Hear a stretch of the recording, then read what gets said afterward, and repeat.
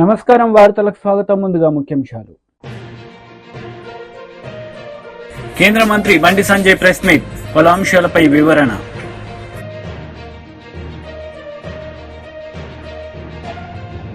YCP leader మెరుగు Nagarjuna press meet, పలు అంశాలపై వివరణ. BJP leader Bandi Sanjay press meet నిర్వహించారు. ఈ సందర్భంగా పలు అంశాలపై ఆయన మాట్లాడారు.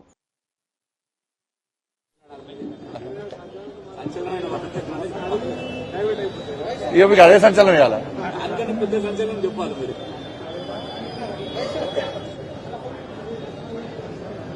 అందరికీ నమస్కారం అన్న. ఈరోజు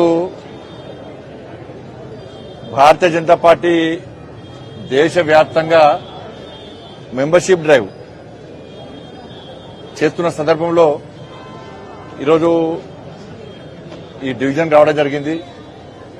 ఒక్కొక్క నాయకుడు పోలింగ్ బూత్ స్థాయి నుంచి జాతీయ స్థాయి వరకు ప్రతి కార్యకర్త, ప్రతి నాయకుడు కూడా ఈ మెంబర్షిప్ డ్రైవ్ లో చాలా యాక్టివ్ గా పాల్గొంటున్నారు. ముఖ్యంగా తెలంగాణ రాష్ట్రంలో కిషన్ రెడ్డి గారి నేతృత్వంలో సాగుతున్నటువంటి ఈ మెంబర్షిప్ డ్రైవ్ చాలా బ్రహ్మాండంగా సాగుతున్నది. ప్రజల నుంచి మంచి స్పందన వస్తున్నది. మీరే చూసిన ప్రజలే స్వచ్ఛందంగా మమ్మల్ని పిలిపించుకొని మెంబర్షిప్ చేసే పరిస్థితి తెలంగాణ రాష్ట్రంలో ఉంది. దాని తగ్గట్టుగా భారతీయ జనతా పార్టీ కార్యకర్తలు కూడా చాలా యాక్టివ్ గా ఈ మెంబర్షిప్ డ్రైవ్ లో పాల్గొంటున్నారు. పెద్ద ఎత్తున మెంబర్షిప్ జరుగుతూ ఉన్నది. ఇలా ఇతర పార్టీలకు భారతీయ జనతా పార్టీ కూడా తేడాన్ని గుర్తించి ఈ తెలంగాణ రాష్ట్రంలో రాబోయే రోజుల్లో ఏర్పడేది భారతీయ జనతా పార్టీ ప్రభుత్వమే అని చెప్పి ప్రజల విశ్వాసం, నమ్మకం ఏర్పడ్డది. కాబట్టి ఇలా వాళ్ళే స్వచ్ఛందంగా వచ్చి మెంబర్షిప్ చేసుకుంటున్న విషయాన్ని ఇలా మనం చూస్తాం. తెలంగాణ రాష్ట్ర వ్యాప్తంగా జరుగుతున్నది. అంటే మళ్లీ కార్యకర్తలకు అప్పీల్ చేస్తా ఉన్నా, తెలంగాణ రాష్ట్రంలో ఒక సంచలనం సృష్టించే విధంగా ఇలా 75 లక్షల ఓట్లు మాకు వచ్చినాయి పార్లమెంట్ ఎన్నికల్లో. దాన్ని దృష్టిలో పెట్టుకుని ప్రతి ఒక్కరిని మెంబర్షిప్ చేయాలని చెప్పి ఒక టార్గెట్ చేసుకుని మేము ఇవాళ మెంబర్షిప్ చేస్తున్నాం. కార్యకర్తలందరూ కూడా, నాయకులందరూ కూడా పూర్తి సమయాన్ని కేటాయించి ఈ మెంబర్షిప్ డ్రైవ్ ను విజయవంతం చేయాల్సిందిగా అందరికీ అప్పీల్ చేసి, సేమ్ కేసీఆర్ఏ బీఆర్ఎస్ పాలన ఎట్లుందో కాంగ్రెస్ పాలన ఎట్లున్నది. కాంగ్రెస్ పార్టీ అధికారం రాకముందు విమోచన దినోత్సవం అన్నారు. అప్పుడు కేసీఆర్ కూడా విమోచన దినోత్సవం అన్నాడు. కేసీఆర్ వచ్చినాక ఏం చేసిండు? విమోచన దినోత్సవం అన్ని పోయినాయి. ఇప్పుడు కాంగ్రెస్ పార్టీ అధికారంలోకి వచ్చింది. కాంగ్రెస్ పార్టీ అధికారంలోకి వచ్చాక మళ్ళీ ఏమంటున్నారు? ప్రజాపాలన దినోత్సవం అట. అంటే ఇన్ని రోజులు ప్రజాపాలన కాకుండా ఏం పాలన చేసింది? మరి ఇన్ని రోజులు మీరు చేసిన పాలన ఏంది? ప్రజాపాలన దినోత్సవం పెట్టడానికి కారణం ఏంటి? ఇన్ని రోజులు మీరు పాలించేది ప్రజాపాలన కాదా? ప్రజాపాలన కాదనే ప్రజలు ఆలోచిస్తున్నారు. అందుకే ప్రజల ఆలోచన దృష్టిలో ఉంచుకునే ప్రజలు కాంగ్రెస్ పార్టీకి వ్యతిరేకంగా ఉన్న విషయాన్ని గుర్తించే ఇప్పటి నుంచి ప్రజాపాలన దినోత్సవంగా మీరు ప్రకటించుకున్నారు. వాస్తవం. ఇవాళ రైతులకు రుణమాఫీ చేస్తా అని చెప్పి, రైతు భరోసా ఇస్తా అని చెప్పి, బోనస్ ఇస్తా అని చెప్పి ఇవ్వకుండా, రుణమాఫీ సరిగా వేయకుండా రైతులను నడ్డి విరిచే విధంగా, రైతులు నట్టెట్లా ముంచే విధంగా చేయడమే ప్రజాపాలన. ఉద్యోగాలు నోటిఫికేషన్ ఇచ్చి నిరుద్యోగులకు ఉద్యోగ ఉపాధి అవకాశం కల్పిస్తా అని చెప్పి మోసం చేయడమే ప్రజాపాలన. ఉద్యోగులకు 5 డిఎల్ ఇస్తామన్నారు, పీఆర్సీ ప్రకటిస్తామన్నారు, ప్రమోషన్లు ఇస్తామన్నారు. అది ఇయ్యలే. ఇట్లా మోసం చేయడమేమి ప్రజాపాలన. ఇవాళ 6 గ్యారంటీలు ఇస్తా అని చెప్పి మోసం చేసి పట్టించుకోకుండా ప్రజల దృష్టి మళ్లించడానికి మీ నక్కచిత్తుల వేషాలు వేయడమే ప్రజాపాలన. అంతెందుకనగా కుక్కలు కరుస్తున్నాయి రోడ్డు మీద, కుక్కలు పసిపిల్లను చంపుతున్నాయి, పెద్దోళ్ళని కరుస్తున్నాయి. ఇంకా కుక్కలు కూడా కంట్రోల్ చేయలేని పాలన మీ ప్రజాపాలన. చెప్పండి, ఏంది ప్రజాపాలన అంటే? ప్రజల దృష్టి మళ్లించడమే, 6 గ్యారంటీల విషయంలో ప్రజల దృష్టి మళ్లించడమే మీ ప్రజాపాలన. దాంతో హైడ్రా పేరుతో హైడ్రామా. సాక్షాత్తు రాష్ట్ర ముఖ్యమంత్రి గారే అంటున్నారు, మీరు కూర్చుకుంటారా వాళ్ళు కూల్చేయమంటారా? ముఖ్యమంత్రి స్థాయిలో మాట్లాడాల్సిన మాటలు కావు ఇవి. ఎందుకు కూల్స్తారు, ఎందుకు కూల్చుకోవాలి? మేము హైడ్రాకు వ్యతిరేకం కాదు. ప్రభుత్వ భూములను కబ్జా చేయడము, చెరువులను కబ్జా చేయడమే వ్యతిరేకం దాన్ని. కానీ పర్మిషన్ ఇచ్చిన వాళ్ళ మీద ఒకటే అన్న, ఇల్లు కట్టుకునే ముందు, జాగా కొనుక్కునే ముందు డాక్యుమెంట్ చూస్తాం, ఉన్నాయి. లింక్ డాక్యుమెంట్ చూస్తాం, ఉన్నాయి. గ్రామ పంచాయతీ, కార్పొరేషన్, మున్సిపల్ పర్మిషన్ ఇచ్చారు, తీసుకున్నారు. వైసీపీ లీడర్ మెరుగు నాగార్జున మీడియా సమావేశం నిర్వహించారు. ఈ సందర్భంగా పలు అంశాలపై ఆయన వివరణ ఇచ్చారు. ఆంధ్రప్రదేశ్లో ఒక దళిత పార్లమెంట్ సభ్యుడు జైల్లోకి వెళ్తే ఆయనను పరామర్శిస్తే తప్ప, అంటే మేము జైల్లో ఉంటే మీకు ఆనందం, మమ్మల్ని పరామర్శిస్తే మీకు తేలిక భావన. ఇంతకుముందు ఎన్నడూ ఎవరు వెళ్ళలేదా? చంద్రబాబు నాయుడు గారు మీరు వెళ్ళలేదా?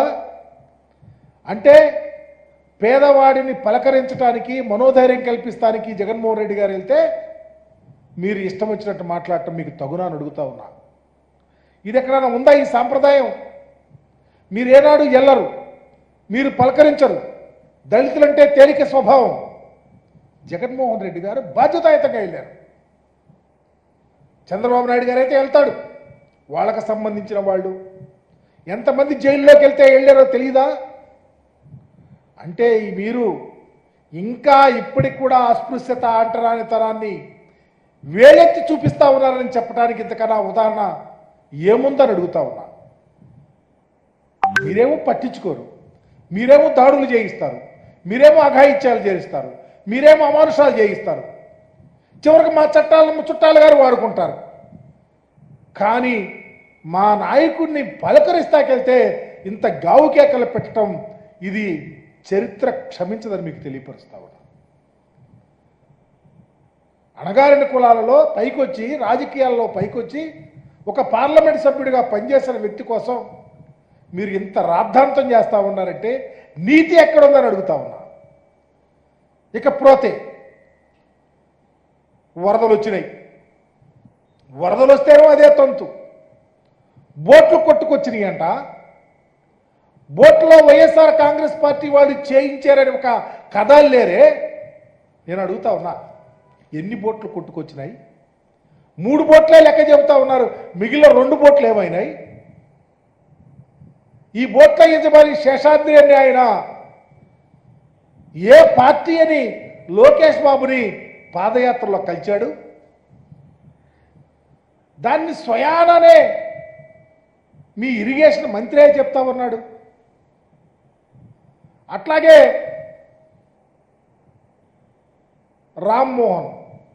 రామ్మోహన్ అనే అతను కోమటి జయరాంకి స్వయానా బంధు. అతనే పార్టీ? కోమటి జయరాం ఏ పార్టీ? లేకపోతే మీ ప్రభుత్వంలో మంత్రిగా చేశాడు, ఇరిగేషన్ మంత్రి. ఆలూరి చిన్న ఆ మంత్రికి స్వయాన దగ్గరవాడు. అతనే పార్టీ? అంటే దేవినేని ఉమా ఏ పార్టీ? దేవినేని ఉమాకి దగ్గర వాళ్ళు, కోమటి జయరాంకి దగ్గర వాళ్ళు, మరి లోకేష్ని కలిసిన వాళ్ళు వైఎస్ఆర్ కాంగ్రెస్ పార్టీలని మీరు బొల్లుతూ ఉంటే, మీరు దానిని ఆసరాగా తీసుకొని మా ఎమ్మెల్సీ ఎక్కడో ఉంటే, పాపం వరదలప్పుడు అతను లేడు, ఆయన్ని తీసుకొచ్చి పెట్టారు. తలసల రఘురాం గారంట ఒక ప్లాన్, చక్కని ప్లాన్ గీశారు. మరలా దళితుడిని తీసుకొని పెట్టారు అక్కడ. వీళ్ళంతా నందిగాం సురేష్ అనుచరులంట. మీరు కేసులు పెట్టడానికి, మీరు కేసుల్లో ఇరికిస్తానికి, మనుషులను అభూత కల్పనలతో వారి యొక్క ఇమేజ్ని డ్యామేజ్ చేయడానికి మీ కుట్రలు ఎటుపోతాయి? దీనికి అకౌంటబిలిటీ అనేది ఎప్పుడైనా ఉండదా అని అడుగుతా ఉన్నా. ఇకపోతే మీ పరిపాలనలో ప్రజలు అల్లో లక్షణ అంటూ ఉన్నారు. ఉదాహరణకి పల్నాడు ప్రాంతం తీసుకుంటే, పల్నాడు ప్రాంతంలో ప్రజాస్వామ్యం అపహాస్యమవుతూ ఉంది. రాజ్యాంగ వ్యవస్థలను నీరుగారుస్తూ ఉన్నారు. పోలీసు వ్యవస్థ కళ్ళు లేని కపోచలాగా ఉంది.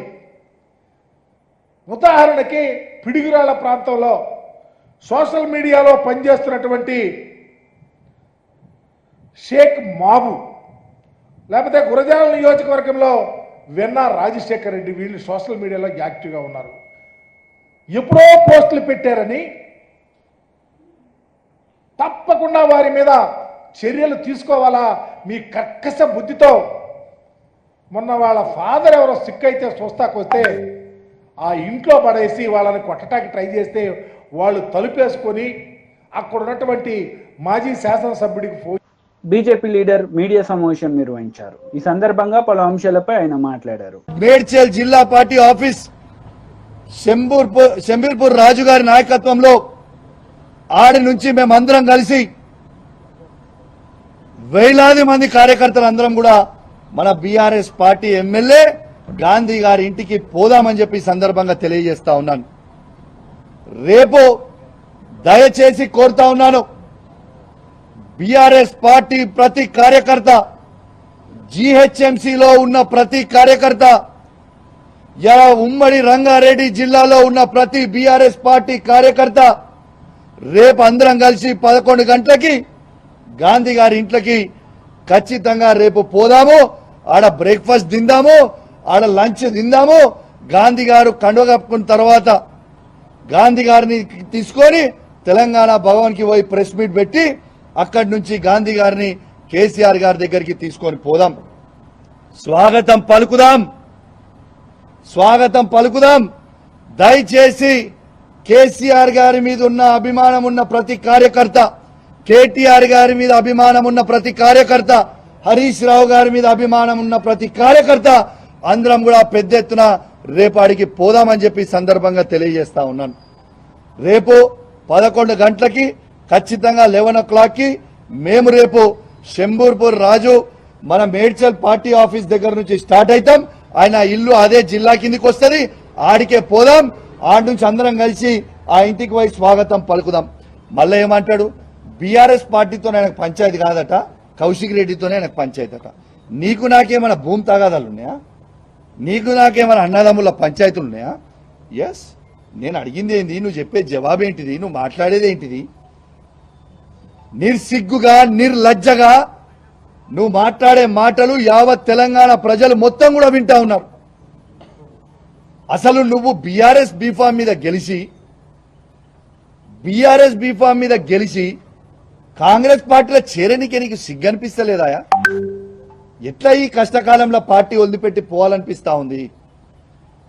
అంటే మీ వందలాది కోట్లకి అమ్ముడు పోడు, మీ భూ పంచాయతీలు ఏడని నియోజకవర్గంలో ఉంటే అవి పోయి సెటిల్ చేసుకోవడానికి కోసమో మీ స్వార్థం కోసం తప్పితే కేసీఆర్ గారు నీకేం తక్కువ చేసిండు, నీ నియోజకవర్గానికి ఏం తక్కువ చేసిండు? ఈ నియోజకవర్గాన్ని మొత్తం భారతదేశమే తిరిగి చూసే విధంగా అభివృద్ధి చేసిండు కదా కేసీఆర్ గారు. ఇలా ఖచ్చితంగా సరే, నువ్వు ఇంత పెద్ద పెద్ద మాటలు మాట్లాడుతున్నావు కదా, ప్రజాస్వామ్యంలో తన్నుకునుడు గుద్దుకునుడు పెద్ద ఇష్యూ కాదు. నిజంగా తన్నుకుందామంటే రా, నువ్వు ఒక్కనివి రా, నేను ఒక్కని వస్తా, ఇద్దరం తన్నుకుందాం, ఆడ తీసుకుందాం, ఎవరికో బలవంతులో చూసుకుందాం, అదే ప్రాబ్లం ఏం లేదు. కానీ ప్రజాస్వామ్యంలో అది ఒప్పుకోరు కదా. నీకు దమ్ము ఉంటే, నువ్వు మొగోనివే అయితే, నీకు చీమురు నెత్తురు ఉంటేనే నీ ఎమ్మెల్యే పదవికి రాజీనామా చేసి మళ్ళీ బై ఎలక్షన్కి రా, వచ్చి గెలిచి చూపి నువ్వు దమ్ము నూనె అప్పుడు ఒప్పుకుంటాను, రిజైన్ చేయి. టీడీపీ లీడర్ మీడియా సమావేశం నిర్వహించారు. ఈ సందర్భంగా పలు అంశాలపై ఆమె మాట్లాడారు.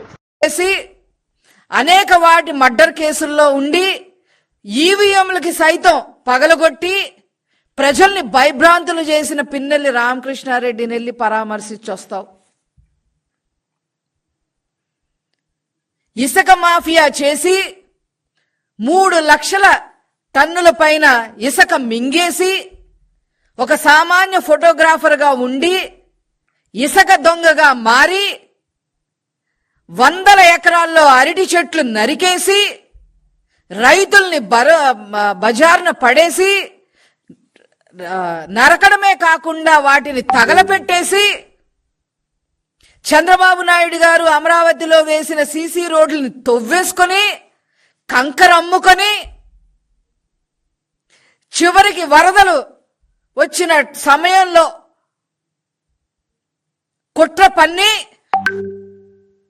అతని ఇసుక దందాని ప్రోత్సహించే ఆ పడవల్ని బ్యారేజీల దగ్గరికి పంపించి గేట్లని నాశనం చేసి ఏకంగా బ్యారేజ్నే కూల్చేయాలని చూసి లంక గ్రామాలు మునిగిపోతే వేల మంది ప్రజలు చనిపోతారు, దాని మీద మనం శవరాజకీయం చెయ్యొచ్చు అనే ఆలోచన విధానం చేసిన ఈ నందికం సురేష్ని అన్నిటికీ మించి దేవాలయం లాంటి మా పార్టీ ఆఫీస్ని లోపలికి వచ్చి ఇష్టం వచ్చినట్టుగా అందరినీ భయభ్రాంతులు చేసి తలలు పగలకొట్టి పార్టీ ఆఫీస్ని విధ్వంసం చేసిన నందిగం సురేష్ని నువ్వు పరామర్శించడానికి వెళ్తున్నావు. అది అంతేకాకుండా ఇంకోటి కూడా అడుగుతున్నావు, నీ నెక్స్ట్ పరామర్శ ఎవరో కూడా మేమే చెప్తాం. ఒక మైనర్ బాలిక నీ లైంగిక వేధింపులతో ఆ అమ్మాయిని హింస పెట్టి పోస్కో యాక్ట్ కింద అరెస్ట్ అయిన వైసీపీ లీడర్ మీడియా సమావేశం నిర్వహించారు. ఈ సందర్భంగా పలు అంశాలపై ఆయన మాట్లాడారు. అందుకే ఈవీఎంల మీద కూడా గొడవ జరిగింది. చాలా మంది చెప్తున్నారు పోయినసారి జరిగిన ఎన్నికల్లో, అంతకుముందు జరిగిన ఎన్నికల్లో ఈ ఎన్నికల మీద మాకు చాలా అభ్యంతరాలు ఉన్నాయి, కానీ ఎలక్షన్ కమిషన్ పట్టించుకోదు, సెంట్రల్ గవర్నమెంట్ పట్టించుకోదు, కోర్టులు పట్టించుకోదు. ఎక్కడికి వెళ్ళాలి? We have to save the constitution first of all. అరే భారత రాజ్యాంగాన్ని రక్షించుకోవడం కోసం, హక్కుల కోసం పోరాడే అన్నల దగ్గర నుంచి ప్రజాస్వామ్య వ్యవస్థ మీద నమ్మకం ఉన్న ప్రతి ఆలోచన పరుడు గారిని,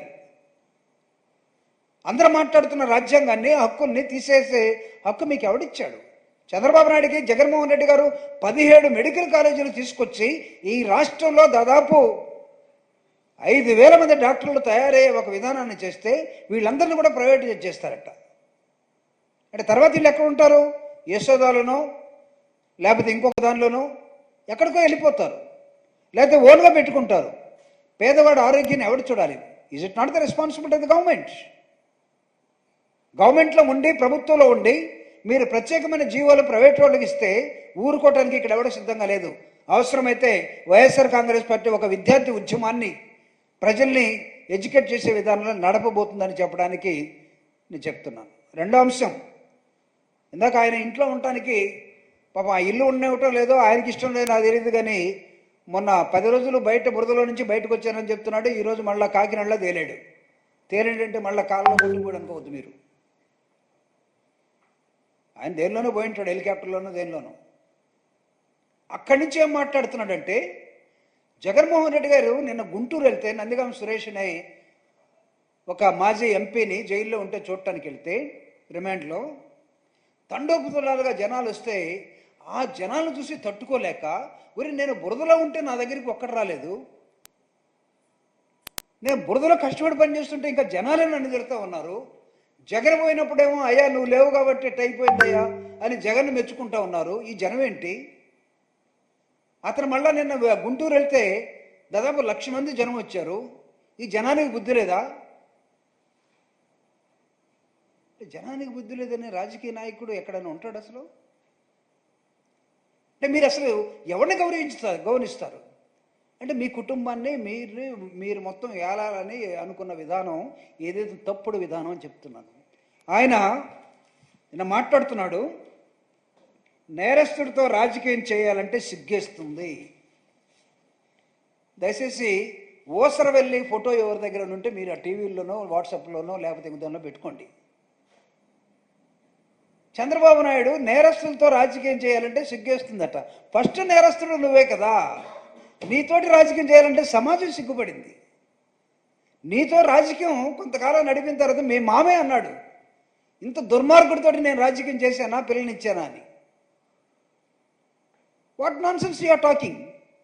Jagan is a public man. అయితే ఎన్నికల్లో ఓడిపోతే ఓడిపోయి ఉండొచ్చు సీట్ల పరంగా, but he has got wonderful charisma in the people, among the people, among the society.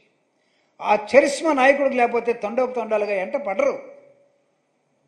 గెలుపు ఓటములు అనేవి ప్రజాస్వామ్య వ్యవస్థలో సర్వసాధారణం.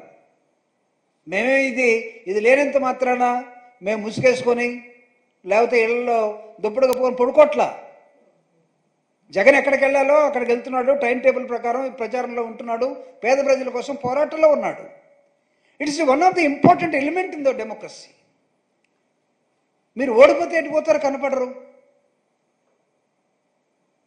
ఈ మధ్య ఒక రెడ్ బుక్ అనేది ఒకటి తీసుకొచ్చారు. అసలు దానిలో ఏం హక్కులు ఉంటాయో తెలియదు. రెడ్ బుక్లో ఎవడికన్నా హక్కులు ఉంటాయా లేదా? మీరు కరెక్టే, కొట్టాలి, చంపాలి. కొట్టిన తర్వాత వాడిని ఆడబెడతారు. వాడికి ఏమైనా ఒక ఇంజక్షన్ అన్న ఇస్తారా లేదా, పెన్సిలిన్? ఆ రెడ్ బుక్ సంగతి ఎంతో ఒకసారి ఆయన రెడ్ బుక్ ఉందంటే భయపడిపోవటానికి ఎడవుడు లేడు.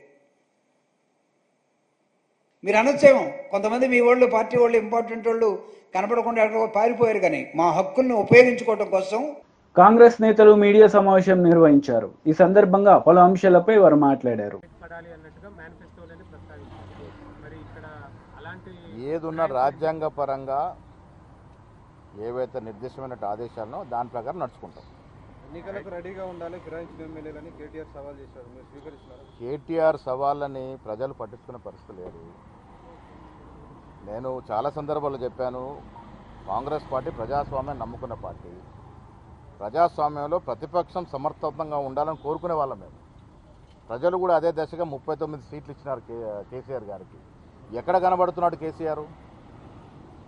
కల్వకుంట్ల చంద్రశేఖరరావు గారు 10 ఏళ్ళు ముఖ్యమంత్రిగా చేసినటువంటి వ్యక్తి 39 సీట్లు ఇచ్చి ఆదరించి ఒక ప్రతిపక్ష హోదా ఇస్తే, వానలు పడి నానా బీభత్సం రాష్ట్రంలో అయితే ఫామ్ హౌస్ నుంచి బయటకు రాలేని పరిస్థితి. అదే సమయంలో కేటీఆర్ గారు విదేశాల్లో తిరుగుతున్న పరిస్థితి. సో ప్రతిపక్షంగా ప్రజలు మీకు ఇచ్చినటువంటి బాధ్యత మీరు నిర్వహిస్తున్నారా? మేము ప్రతిపక్షం సన్నద్ధంగా ఉండాలని కోరుకుంటే ఈ వేళ కూడా మీరు ప్రతిపక్షాన్ని నిర్వహించే పరిస్థితి లేరు. సో ప్రజలు ఇలా కేటీఆర్ ఇచ్చిన స్టేట్మెంట్లు కానీ, కేసీఆర్ ఇచ్చిన స్టేట్మెంట్లు కానీ నమ్మే పరిస్థితి లేరు. పార్లమెంట్లో వారికి ఎలక్షన్లో చెప్పినారు మీ వాళ్ళ స్థానం ఏందని, 0 స్థానం ఇచ్చి మీ స్థానం ఇదని చెప్పినారు. ఇంకా తెలంగాణ రాష్ట్రంలో బీఆర్ఎస్ పార్టీ, గతంలో టీఆర్ఎస్ పార్టీ మనుగడ సాగిస్తుందని నేను అనుకోవట్లేదు. డెఫినెట్గా నాయకుడు నమ్ముకున్న నాయకుడు సరైన మార్గం నడినప్పుడు ఆ వ్యక్తులు వేరే నాయకత్వం వైపు చూస్తారు. అందుకే మా వైపు వస్తూ ఉన్నారు. తెలంగాణ హైకోర్టు ఆదేశాలు కానీ, ఆ తర్వాత స్పీకర్ తీసుకునేటువంటి చర్యల ఆధారంగా తెలంగాణలో ఉప ఎన్నికలు వస్తే మీ పార్టీ ఎదుర్కోవడానికి సిద్ధంగా ఉందా? ఉప ఎన్నికలు వస్తాయని నేను అనుకోవట్లేదు. నిజంగా కూడా వస్తే ఏ ఎన్నిక జరిగినా ఆ సీటు మా ఖాతాలోనే పడుతుంది. Thank you. మా చివరి ప్రశ్న, మీ పార్టీలో చేరిన బీఆర్ఎస్ ఎమ్మెల్యేకు మీరు పిఎస్సీ ప్రెసిడెంట్ పోస్ట్ ఇచ్చారు, ఇది కరెక్టేనా? టెక్నికల్గా వారు ఉన్న పార్టీ ఏది? బీఆర్ఎస్ పార్టీలో ఉన్నాడు. బీఆర్ఎస్ పార్టీకి చెందినటువంటి వ్యక్తికి పిఎస్సీ ఇచ్చినారు, ప్రతిపక్షానికి ఇవ్వాలి కాబట్టి. సో టెక్నికల్గా అవన్నీ టెక్నికల్గా పరిస్థితి ఏ రకంగా సూచిస్తుందో ఆ రకంగానే చేయడం జరిగింది. Thank you. ఇంకేమైనా సమావేశాలు ఉంటాయా? పెద్ద ఆయన ఆశీర్వాదం తీసుకోవాలని మా ఏఐసిసి అఖిల భారత అధ్యక్షుడు మల్లికార్జున్ ఖర్గే గారిని కలిసి వారి ఆశీర్వాదం తీసుకోవడం జరిగింది. సుదీర్ఘమైనటువంటి రాజకీయ చరిత్ర, దాదాపు 60 ఏళ్ల పాటు రాజకీయాలు ఉండడం అనేది ఒక అరుదైనటువంటి విషయం. అలాంటి మహానాయకుడు వాళ్ళ ఏఐసిసి అధ్యక్షుడిగా ఉన్నారు. ఆయన కలిసినప్పుడు మనస్ఫూర్తిగా ఆశీర్వాదం ఇవ్వడమే కాకుండా ఇదొక చక్కటి అవకాశం అన్ని వర్గాల వారిని కలుపుకొని. వార్తలు ముగించే ముందు ముఖ్యాంశాలు మరోసారి. కేంద్ర మంత్రి బండి సంజయ్ ప్రెస్ మీట్, పలు అంశాలపై వివరణ.